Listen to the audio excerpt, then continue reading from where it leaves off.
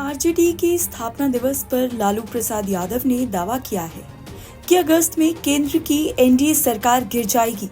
उन्होंने कहा कि ये सरकार बैसाखियों के सहारे बनी है, इसलिए ये ज्यादा दिनों तक चलने वाली नहीं है।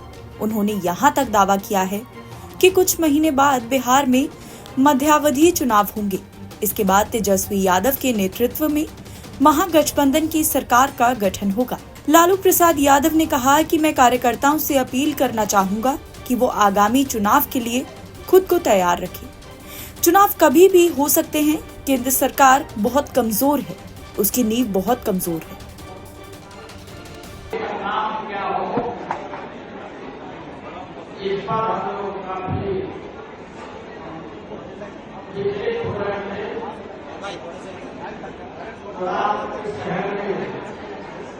जिनको आपने टेलीफोन किया कि पार्टी का क्या नाम रखा था, तो उन्होंने ही सुझाव दिया था कि राष्ट्रीय जनता दल और राष्ट्रीय जनता दल नाम पड़ा और इस नाम को लेकर हमने चारों तरफ सारे देश बहुत सारे राज्यों के मुख्यमंत्री, प्रधानमंत्री, कई लोगों को उन्होंने समर्थन किया और आगे बढ़ाएंगे। आप सभी कार्यकर्ताओं से नेताओं से अपील है चाहिए कि चुनाव कभी भी एक तरफ रखते हैं। दिल्ली की सरकार बहुत सरकार है, दिल्ली के मोदी की सरकार बिल्कुल कमजोर है। हो सकता है कि अलग करके अगस्त में इनकी सरकार नहीं है, शासकीय राष्ट्रों में कम है और अब इस लड़ाई को हम करेंगे। आपने चुना दिया है और आप पर भरोसा किया है। आप एकजुट करके पार्टी को मजबूत करिए और गरीब आदिवासी सभी लोग घर पकाइए और उनको बड़ा होना ये काम बहुत जरूरी है। और कहीं नहीं करिए आप सरकारों से ये अनुमति है। आप लोगों को बहुत बहुत धन्यवाद।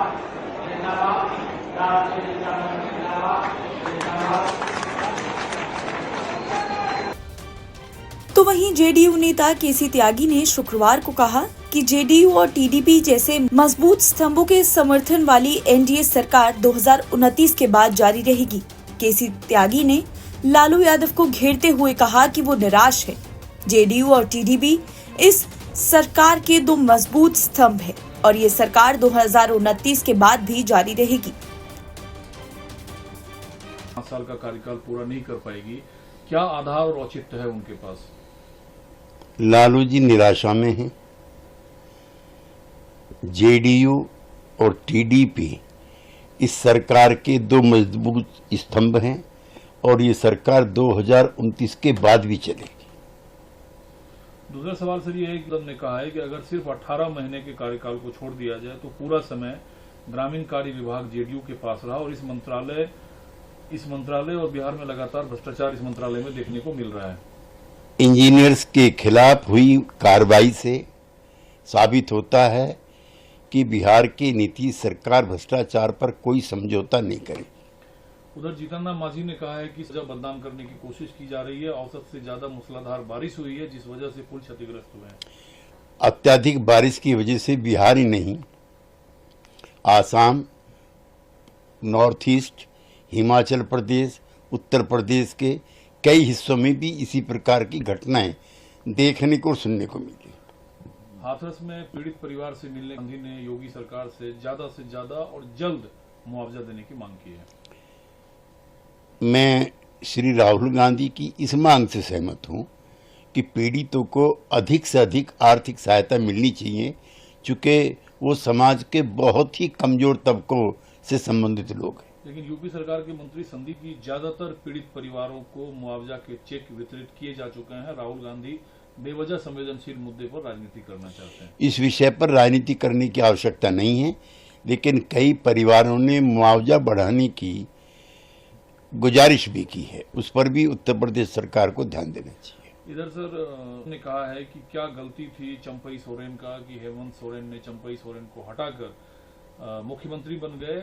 ये सिर्फ ये दर्शाता है कि अपने परिवार की पकड़ बनाए रखना चाहती है हेमंत परिवार। ये यद्यपि जेएमएम का आंतरिक मामला है, लेकिन इससे परिवारवाद की भी बू आती है, इसमें दो राय। तो वहीं आरजेडी मुखिया लालू यादव ने कहा कि मैं दिल्ली में मोदी सरकार बहुत कमजोर है, कभी भी सरकार गिर सकती है। इसके लिए उन्होंने पार्टी को तैयार रहने के लिए भी कहा है। इस बयान पर पलटवार करते हुए केंद्रीय गृह राज्य मंत्री नित्यानंद राय ने मीडिया से कहा कि लालू यादव हसीन सपने देख रहे हैं।